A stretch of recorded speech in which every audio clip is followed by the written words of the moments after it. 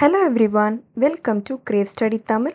இந்த வீடியோவில் நம்ம என்ன பார்க்க போகிறோன்னா 8th standard annual exam English question paper. ரொம்பவே இம்பார்ட்டண்டான கொஷின்ஸ் அண்ட் கொஷின் பேப்பர் இது. ஃபஸ்ட் நமக்கு எப்பயுமே 1 வேர்ட்ஸ் 15 மார்க் வரும்.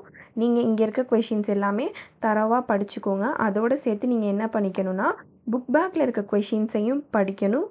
இது ரொம்ப ரொம்ப இம்பார்ட்டன்ட். அப்போ தான் நம்மளால் ஆன்சர் பண்ண முடியும். இங்கே பார்த்தீங்கன்னா எக்ஸ்பேன்ஷனுக்கெலாம் நமக்கு ஆப்ஷன்ஸே கொடுக்கல. ஸோ நீங்கள் ஆப்ஷன் இல்லாமல் படித்து பாருங்கள். அதுதான் ரொம்ப ரொம்ப நல்லது. அதுக்கடுத்து செக்ஷன் பியில் ப்ரோஸ்லேருந்து நமக்கு 2 மார்க்ஸ் கேட்டிருக்காங்க. இதுலேருந்து 5 கொஷின்ஸ் நம்ம அட்டன் பண்ணணும். இங்கே கொடுத்துருக்க ஆல் 5 கொஷின்ஸையுமே நீங்கள் தரவாக படித்தாதான் இதுலேருந்து கொஷின் வர அதிக சான்சஸ் இருக்குது. ஆல்ரெடி படித்த கொஷினை நீங்கள் ரிவைஸ் பண்ணி பாருங்கள். அதை நீங்கள் விட்டுறக்கூடாது, இந்த கொஷினை மட்டும் படிச்சுட்டு. அதுக்கடுத்து பார்த்திங்கன்னா இங்கே ரிமைனிங் 2 கொஷின்ஸ் இருக்குது பாருங்கள். டோட்டலாக 7 கொஷின்ஸ். அதில் நம்ம என்ன பண்ண போகிறோம், 5 தான் அட்டன் பண்ண போகிறோம். ஸோ 7ஐயும் படிச்சுக்கோங்க. அதுக்கடுத்து பார்த்திங்கன்னா பேராகிராஃப் கொஷின் இருக்குது. ஸோ பேராகிராஃப் கொஷினில் நமக்கு இங்கே 3 கொடுத்துருக்காங்க. பட் ஸ்கூலில் என்ன சொல்லியிருப்பாங்கன்னா ஏதாச்சும் 2 கொஷின் 1 கொஷின் படிக்க சொல்லியிருப்பாங்க இம்பார்ட்டண்ட் அப்படின்னு சொல்லிட்டு. அதனால நீங்கள் அதை படித்து எழுதினாலும் ப்ராப்ளம் இல்லை. உங்கள் மேம் சொல்கிறத ஃபாலோ பண்ணலாம். அதில் அடுத்து பொயட்டிக் லைன்ஸில் இங்கே கொடுத்துருக்க எல்லா கொஷினையுமே நீங்கள் தரவாக படித்தாதான் உங்களால் ஆன்சர் பண்ண முடியும். அடுத்து மெமரி போமில் எப்பயுமே நம்ம டைட்டில் எழுதணும். அடுத்தது போயம். அதுக்கு அடுத்து நம்ம ஆத்தர் யாருன்னு எழுதணும். ஸோ இது இந்த ஃபார்மேட்டில் தான் இருக்கணும்.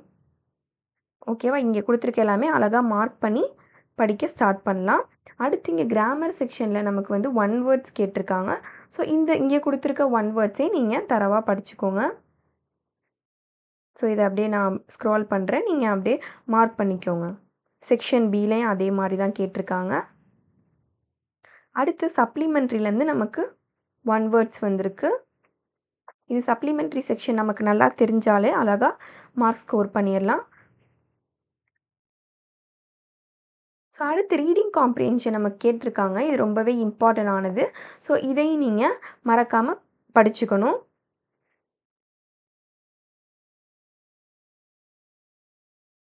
அடுத்து பார்ட் 3லையும் படிச்சுக்கோங்க.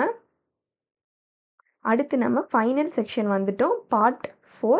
இதில் நமக்கு என்னென்ன கேட்டிருக்காங்கன்னா ஹிண்ட்ஸ் வச்சு பேசேஜ் டெவலப் பண்ணுறது கேட்டிருக்காங்க, லெட்டர் ரைட்டிங் கேட்டிருக்காங்க. ஸோ இங்கே கொடுத்துருக்க 4 கொஷின்ஸையுமே நீங்கள் என்ன பண்ணிக்கோங்க, தரவாக படிச்சுக்கோங்க. ஸோ அப்போ தான் நம்மளால் எக்ஸாமில் எப்படி வந்தாலும் நம்மளால் 3 கொஷின்ஸ் என்ன பண்ண முடியும், அட்டன் பண்ண முடியும். இந்த வீடியோ உங்களுக்கு யூஸ்ஃபுல்லாக இருந்துச்சுன்னா மறக்காமல் கிரேவ் ஸ்டடி தமிழுக்கு சப்ஸ்கிரைப் பண்ணிக்கோங்க. பாய் பாய்.